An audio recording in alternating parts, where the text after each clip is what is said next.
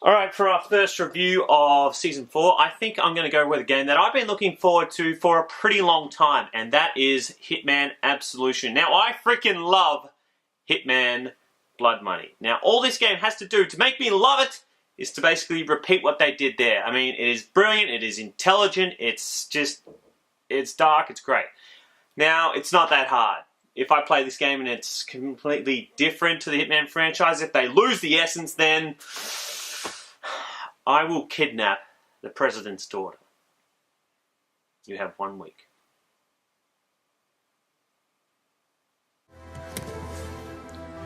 From the people at IO Interactive and Square Enix comes the revival of the Hitman franchise, Hitman Absolution.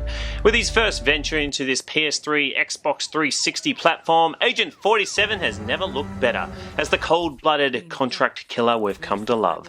Now, it's been a while and a long time coming, but has this latest installment become the best in the series, or is it just something a little different? We find out. I like good old weed, I really do. Son of a bitch makes my skin crawl. That's probably why I like it.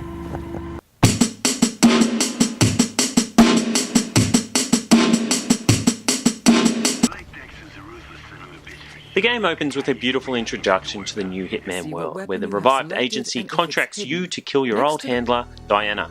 The game does a great job of introducing you to its new style and controls, but what you will notice early on is that it's a much more simpler and linear game as opposed to Hitman 1 to 3. The story follows Agent 47 as he must protect a young girl whom everyone wants to get their hands on. In doing this, he'll be forced to take out certain targets and gain information as to why she is so important, and also who is behind it all. The story is okay. The characters are interesting and mostly despicable, which is a good thing when the aim of the game is to try and kill them. In many ways, Absolution is a great reinvention of the franchise, but for me, there were some aspects that I felt were lost in this version. For starters, 47 is always on the run, and everybody seems to already know who he is. Also, there seemed to be a slight loss of realism, with a lot more action scenes being built into the game. Whilst these are fun, I do feel that the more linear structure and emphasis on story does change the essence of what Hitman is all about, which is something that is new, but not what I was really hoping for. Good God, whatever happened to duct tape? That's Wade for you.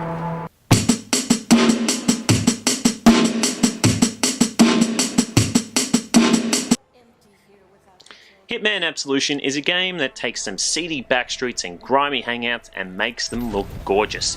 There are a lot of times where I felt it looked just as good as Arkham City in that respect.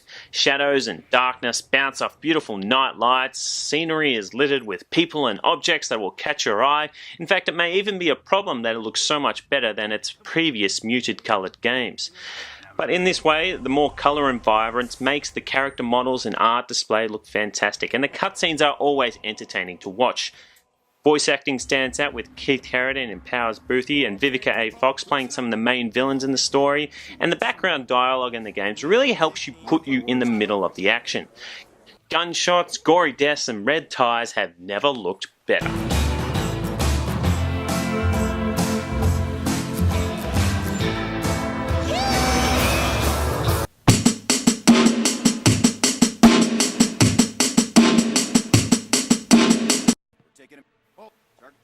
If you've never played a Hitman title before, it basically revolves around controlling Agent 47 in certain environments and killing certain marks.